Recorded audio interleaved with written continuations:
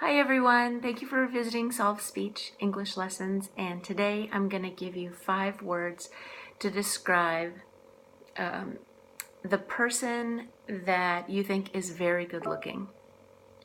One expression is eye candy, and so when you think about candy, it's very sweet and you put it in your mouth and you're like, that's really good. So that's just regular candy. But when you have eye candy, it's someone that you're looking at, and that person is very good looking, so you call that person eye candy. If you're shopping with a friend, you might say, look at the eye candy over there. So that's one. And the second one is catch, as in a noun, catch. This person is a catch. So when you use the word catch, you will say the person that you are seeing or the person that you are interested in is a catch. They're one of, let's use a metaphor here, they're one of the fish in the sea, and you have caught them, so to speak, and there's a clicking sound. I don't know where that's coming from, but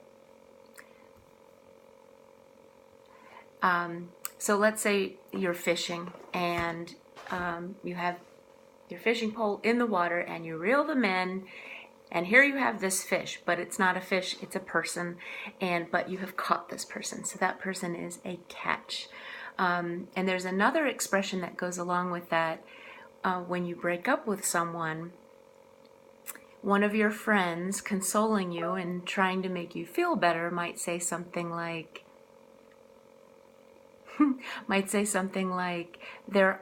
don't worry about that person, there are many fish in the sea.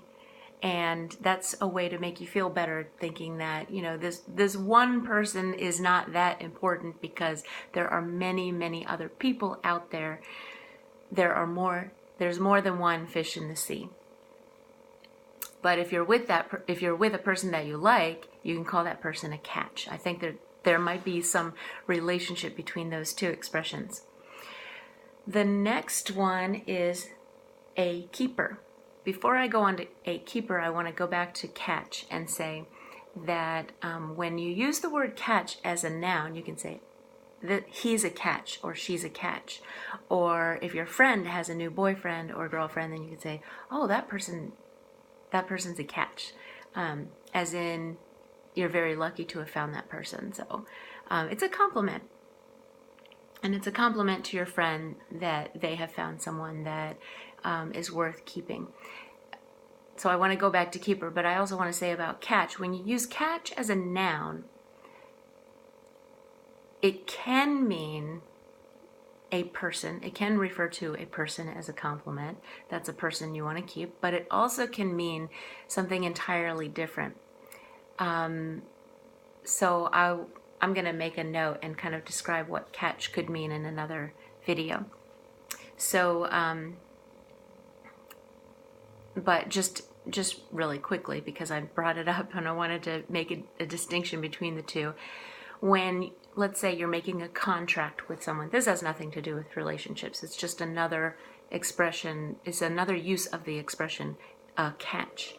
If you're making a contract with someone and you're reading the contract and the contract says you will do this and you will do this and you will do this, and you're like, okay, I can do those things, I'm going to sign. But before you sign, you have to ask yourself, is there a catch? What's the catch? And in that case, catch is not a compliment, and it's not something, it's definitely something, it's almost like a warning. Like, yes, there are these 3 things in the contract, but if you do these 3 things, you also have to do this. And that little extra element to the contract, it could be a catch. But we'll talk about that later, because there's lots of expressions having to do with that fishing analogy and catching can be good and catching can be bad. Going back to a catch being someone you want to keep, the next expression is a keeper. And a keeper is, well, think of the verb keep, to keep. If you want to keep something, you want to hold on to it and you want to make sure it is safe. So you would call that object, something you want to keep, a keeper. Actually, if it's an object, you would probably call it a keepsake, or just something you want to keep, something you want to keep safe. And I want to make sure I pronounce the difference here. Keepsake, Keepsake, is it's something precious. It's something very dear to you. And then keep safe is actually just the verb keep and then safe. So something you want to keep safe could be a keepsake. I'm going off track here, but that's okay. You're here for a reason, so you must enjoy listening to me. So hopefully, well, let's continue. So keepsake, and yes, I got off track. I'm going back to this person is a keeper. You could say he's a keeper, or she's a keeper, or Josephine's new fiance is a real keeper. A keeper. And it is a person you want to keep, a relationship you want to keep, a relationship you want to continue. And there are two more. One of them is, it is the word, it's actually two words, and it may be a compound word. I'll have to look that up. The word is beefcake. And I'm thinking that it's two words together, beefcake. Beef is like meat, like steak, and then cake is just yummy, because who doesn't like cake? I'll have to look up the origin of this expression and put it in some details in the comment, and not in the comments, in the descriptions below. Beefcake is typically referred to a man, and this man would be eye candy, and would have lots of very strong looking muscles. This person goes to the gym all the time. This person is built. This person is very fit, very, well, you would hope very healthy. But when you see somebody who has a lot of muscles, you would, for example, The Rock Johnson. That man is a beefcake. Not to be offensive. Now, beefcake can be offensive. You wouldn't necessarily want to say that to just anyone. You want to either make sure you know the person well enough that they can laugh about it, but it really is a word that objectifies a person, and although it is a compliment, it is also sort of an objectification of the person. And we don't really want to do that, but at the same time, you want to acknowledge when someone is very muscular. There's the word for it. It's not too common, but people use it, and there it is. And then the last one is another word similar to eye candy. When you see someone and you like how they look, you like their appearance, you would call them a looker. A looker, and so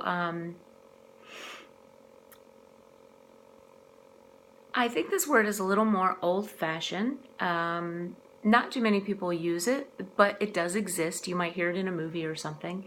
It means the same thing as eye candy, but in terms of this generation, I think more people are leaning towards eye candy as the preferred synonymous version of that word. So eye candy, I would go with eye candy. Or don't even use an expression. Just say, that person is really good looking, or that person's very handsome. Of course, I'm talking about a man, or if you're talking about a woman, you would say, that woman's very beautiful. That woman is, someone said yesterday, this person is probably the most naturally beautiful person I've ever seen. And that means naturally beautiful, no makeup. You could take all the makeup down. This person wakes up out of bed beautiful. Pretty. This person's very pretty. And I'm sure there are some other ones. If I think of them, I will make a new video. Again, thanks for stopping by, and thanks for your time. Please subscribe to my channel, and I will be back with some more videos.